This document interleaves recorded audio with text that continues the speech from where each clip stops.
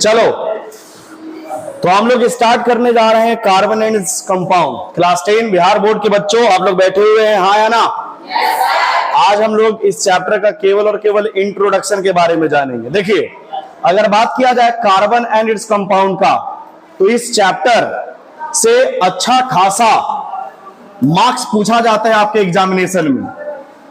5 से 10 नंबर का यहां से सवाल पूछा जाएगा। 5 से 10 नंबर, कभी कभी 15 नंबर का भी सवाल पूछ दिया जाता है, लेकिन आप एवरेज रखिए, औसतन 5 से 10 नंबर का यहां से सवाल आपसे पूछा जाएगा। अगर हम बात करते हैं इस चैप्टर का, तो ये चैप्टर आपके जीवन का एक महत्वपूर्ण चैप्टर होना चाहिए। इसलिए कि अगर ये चैप्टर आपने पढ़ लिया बहुत ही बढ़िया से, बहुत ही शानदार तरीका से अगर आपने इस चैप्टर को पढ़ा है, तो 11th में आपको एक चैप्टर पढ़ाया जाएगा जिसका नाम है केमिकल बॉन्डिंग। क्या नाम है? उस चैप्टर में आपको थोड़ा सा भी दिक्कत नहीं होगा अगर आप इस चैप्टर को बढ़िया से समझ जाइएगा तब। आज के इस लेक्चर में हम लोग बात करेंगे इंट्रोडक्शन, केवल परिचय। परिचय किसका? सबसे पहली चीज कि कार्बन होता क्या है, और यहां पे लिखा हुआ है इसके कंपाउंड यानी कि इसके यौगिक। कार्बन क्या है, इसके यौगिक क्या है। सबसे पहला कार्बन कौन था, कब बना, किसने बनाया?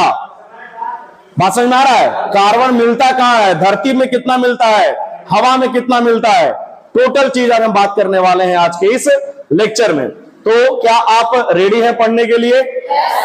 देखिए, सबसे पहली बात अगर बात करते हैं इस चैप्टर का, तो जितने भी दुनिया में चीज है, जितना भी, वो लगभग कार्बन से बना हुआ है। जो आप देख रहे हो हमें, आप जो पहने हुए हो, आप जिस पर बैठे हुए हो, वो सब क्या से बना हुआ है? कार्बन से। हम सबसे पहले बात करेंगे किसका? कार्बनिक यौगिक का। कार्बनिक यौगिक, यूरिया, शर्करा, शुगर, नाम तो सुने होंगे आप लोग। वसा, तेल, रंग, प्रोटीन, विटामिन आदि जैसे भी यौगिक हैं, जितने भी यौगिक हैं, वो चाहे प्रत्यक्ष रूप से प्राप्त हो या अप्रत्यक्ष रूप से, प्रत्यक्ष रूप से या जीवों से या जानवरों जैसे पौधों और जानवरों से प्राप्त हो, या तो प्रत्यक्ष रूप से या तो अप्रत्यक्ष रूप से। क्या क्या पदार्थ, क्या क्या प्राप्त होगा? या तो यूरिया या प्रोटीन, विटामिन, जितना भी, जो भी एनिमल और प्लांट से यानी कि जंतु से और पादप से जो भी प्राप्त किया जाता है, या वो प्रत्यक्ष रूप से करो या अप्रत्यक्ष रूप से, क्या कहलाएगा? कार्बनिक यौगिक। क्लियर? यानी कि जो भी पदार्थ आप एनिमल और प्लांट से प्रत्यक्ष या अप्रत्यक्ष रूप से प्राप्त करते हैं, वो सारा क्या है? कार्बनिक यौगिक है। क्लियर? अब एक बात नीचे लिखा गया है, कार्बनिक यौगिक, कार्बनिक, जैसे हम लोग पढ़ रहे हैं ऑर्गेनिक केमिस्ट्री, ऑर्गेनिक केमिस्ट्री यानी कि कार्बनिक रसायन। ये सारा का सारा चीज तो हम लोग केमिकल केमिस्ट्री में ही पढ़ने वाले हैं, लेकिन इस चैप्टर में जितना चीज पढ़ेंगे वो सब ऑर्गेनिक होगा, सब कार्बनिक होगा। यानी जितने भी यौगिक है सब में कार्बन उपस्थित है। अरे बोलो, और जहां कार्बन उपस्थित होता है वो सब कार्बनिक यौगिक होते हैं। क्लियर? अरे बोलो, कार्बनिक यौगिक। तो यहाँ पे जो ऑर्गेनिक केमिस्ट्री यानी कि कार्बनिक रसायन है, वो क्या है? रसायन विज्ञान की वह शाखा जो इन यौगिकों के अध्ययन से संबंधित होता है, उसे रासायनिक कार्बनिक विज्ञान कहते हैं। क्लियर? यानी कि हम ये सब चीज के बारे में अध्ययन करने वाले हैं। इसको कैसे प्राप्त किया जाएगा, इसमें किस प्रकार का यौगिक है, वो यौगिक आपस में बना कैसे, वो सारा चीज के बारे में अध्ययन क्या कहलाएगा? कार्बनिक रसायन विज्ञान। क्लियर? तो ये है आपका कार्बनिक यौगिक। आगे हम बात करते हैं, तो हमारे धरती पर यानी कि पृथ्वी पर जो कार्बन की संख्या है, कार्बन का जो प्रतिशत है, वो कितना है? 0.02%। वहां पे अगर आप 5 भी लगा दो तो चलेगा, 0.025%। क्लियर? ये सोच लीजिए, इस पृथ्वी पर मात्र इतना ही कार्बन है, 0.02%। और सोचो इतना कम होते हुए भी कितना ज्यादा दिखता है, हाँ या ना? अगर हम बात करते हैं एटमॉस्फेयर यानी कि वायु का, यानी कि हवा का, नाम तो सुना होगा हवा। हवा में जो कार्बन का प्रतिशत है वो क्या है, कितना है, 0.03, वो भी किसके रूप में, यानी कि कार्बन डाइऑक्साइड। यानी कि कार्बन डाइऑक्साइड में जो कार्बन है बेटा वो कितना है, 0.03%, और जो अर्थ पे कार्बन है वो कितना है। अगर हम बात करते हैं फ्री स्टेट, मुक्त अवस्था, यानी कि केवल और केवल कार्बन, उसमें दूसरा कोई भी तत्व नहीं है। जैसे उसमें हाइड्रोजन नहीं है, उसमें ऑक्सीजन नहीं है, समझ रहे हो, उसमें केवल है तो केवल क्या है, कार्बन है, और वो आपका है कौन, हीरा, ग्रेफाइट, कोयला। इसमें केवल और केवल क्या पाया जाता है, कार्बन। ये किसी दूसरे यौगिक से संपर्क या किसी दूसरे तत्व से संपर्क इसमें नहीं होता है। जैसे अगर बात करते हैं CO2, बताओ CO2 कार्बन है या दूसरे यौगिक तत्व से मिला हुआ है, मिला हुआ है, ये फ्री है, सही क्या है, फ्री मुक्त अवस्था में है, नहीं ना, ये मुक्त अवस्था में नहीं है, ये दूसरे के साथ मिला हुआ है। लेकिन मुक्त अवस्था का बात करते हैं तो इसमें केवल और केवल क्या होगा, केवल और केवल कार्बन होगा, केवल कार्बन होगा, केवल कार्बन होगा। इसको कहते हैं हम लोग मुक्त अवस्था। यही तीन चीज है। एक और है फुलेरिन्स, एक और है फुलेरिन्स, क्या नाम है, फुलेरिन। फुलेरिन जो है उसमें भी केवल और केवल क्या पाया जाता है, कार्बन, कार्बन के अलावा कुछ नहीं। अगर हम आगे बात करते हैं मेरे बच्चे, तो यहां पे एक कार्बनिक यौगिक का महत्व देखो। अगर हम बात करते हैं कार्बनिक यौगिक के महत्व का, तो हमारे जीवन में अगर कार्बन ना होता तो हमारा जीवन ना होता। हमारे जीवन में कार्बनिक यौगिक का बहुत ज्यादा महत्व है, बहुत ही ज्यादा, बहुत ही ज्यादा। जैसे हम लोग जो भोजन लेते हैं उसमें भी कार्बन है, हम लोग जो कपड़ा पहने हुए हैं उसमें भी, जो दवाई खाते हैं वो भी क्या है, यानी कि कार्बन के बिना जीवन अधूरा है, हाँ या ना। तो यहां पर मैंने बहुत सारे चीजों के बारे में लिख रखा है कि हमारे जीवन में कार्बन का कहां कहां किस तरह से प्रयोग होता है, और अगर ये ना होता तो समझ लो हमारा जीवन अधूरा होता। जैसे दैनिक जीवन, हमारे भोजन में कार्बोहाइड्रेट, प्रोटीन, वसा, विटामिन, और ये सब में क्या है, कार्बन। कार्बन नहीं होता तो बताइए, ग्लूकोज कार्बन है क्या, सुक्रोज कार्बन है क्या, प्रोटीन जो है उसमें भर भर के क्या पाया जाता है, कार्बन, वसा में भर भर के क्या है।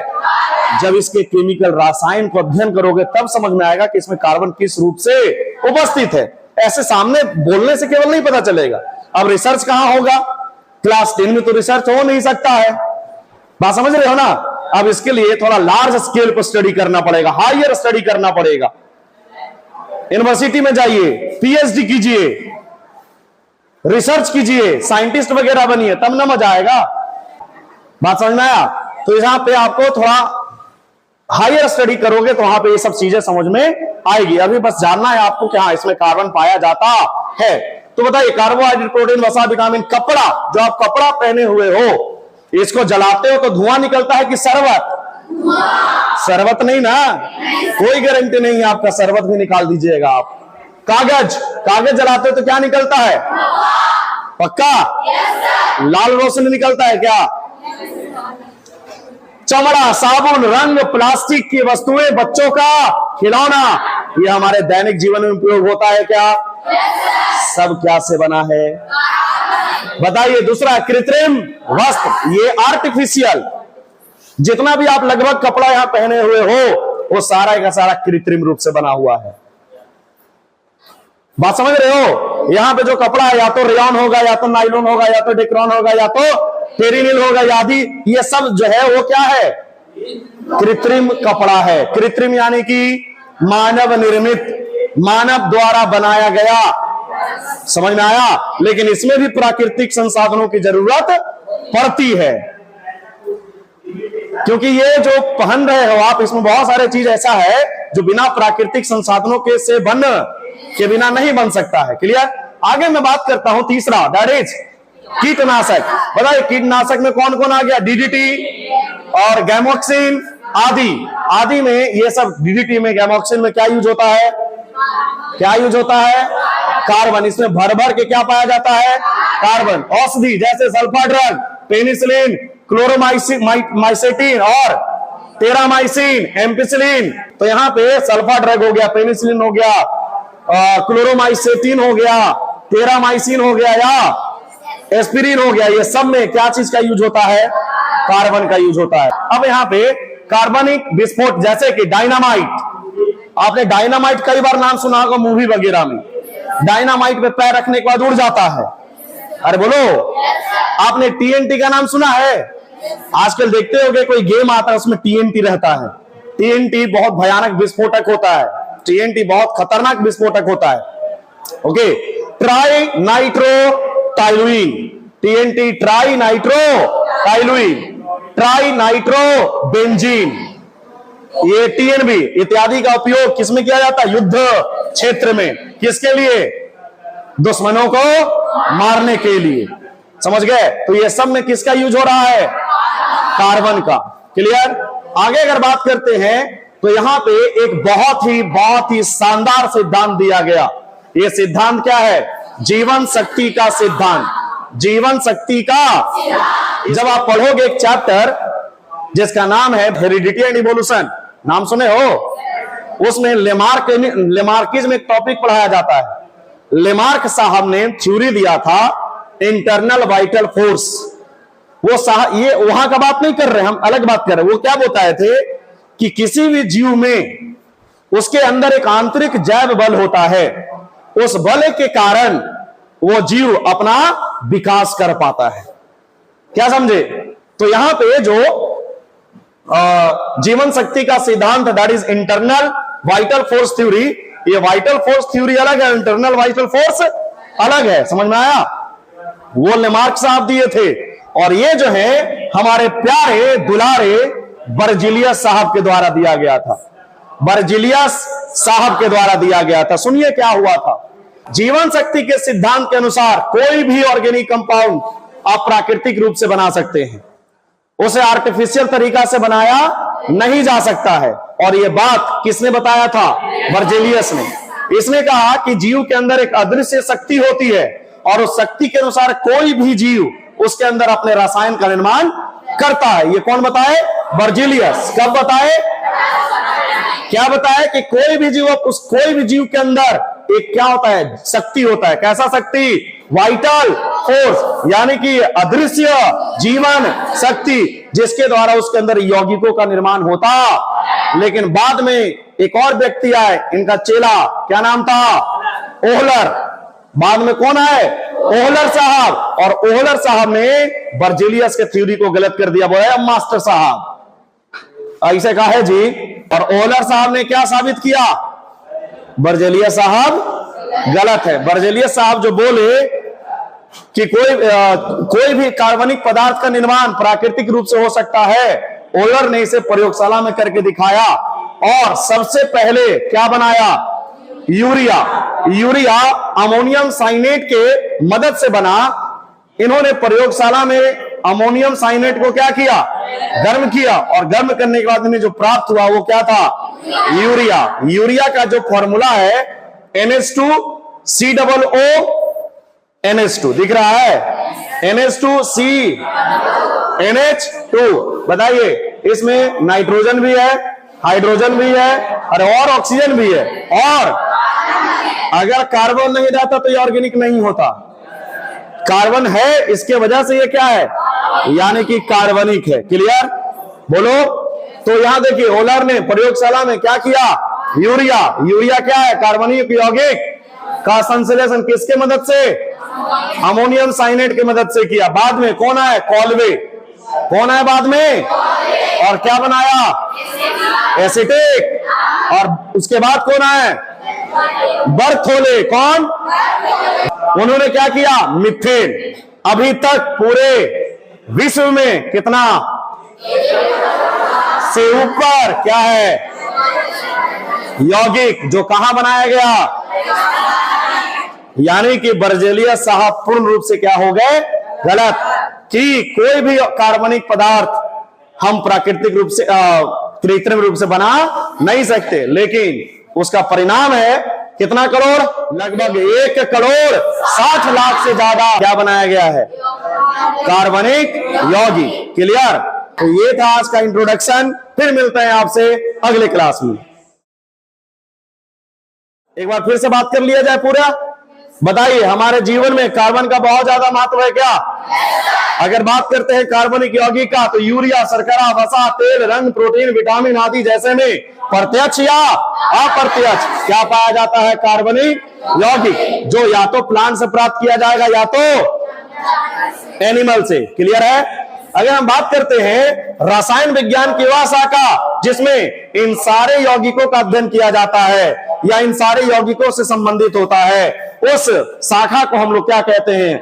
रसायन विज्ञान, यानी कि कार्बनिक रसायन विज्ञान। क्लियर?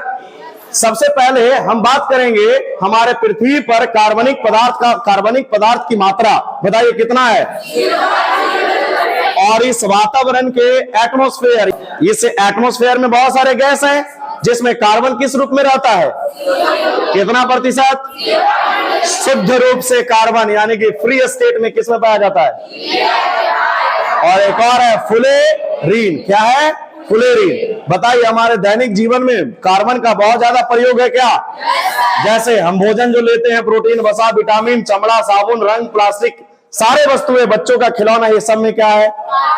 कार्बन। यहां तक कि हम जो औषधि ले रहे हैं उसमें भी क्या है? कार्बन। कृत्रिम वस्त्र जो बन रहा है उसमें भी क्या है? कीटनाशक में भी क्या है? कार्बनिक विस्फोटक में भी क्या है? कार्बन। यहाँ पे जीवन शक्ति का सिद्धांत किसके द्वारा दिया गया? बर्जेलियस। बताइए, बर्जेलियस ने इस थ्योरी को कब दिया? इनके अनुसार प्रयोगशाला में किसी भी कार्बनिक यौगिक को निर्माण किया नहीं जा सकता है, लेकिन इनके सिद्धांत को कौन गलत साबित किया? ओलर। क्या बनाकर? अमोनिया या यूरिया? किससे? अमोनियम साइनेट से। बाद में कौन आए? कॉल्बे साहब। क्या बनाया? Acidic acid. और उसके बाद बर्थेले ने क्या बनाया? मीथेन। मीथेन का संश्लेषण कहां किया? प्रयोगशाला में। और इसका परिणाम है कि आज लगभग 1,60,00,000 से ज्यादा कार्बनिक यौगिक कहां बनाया गया है? प्रयोगशाला में। क्लियर? तो ये था आज का इंट्रोडक्शन, फिर मिलते हैं आपसे अगले क्लास में।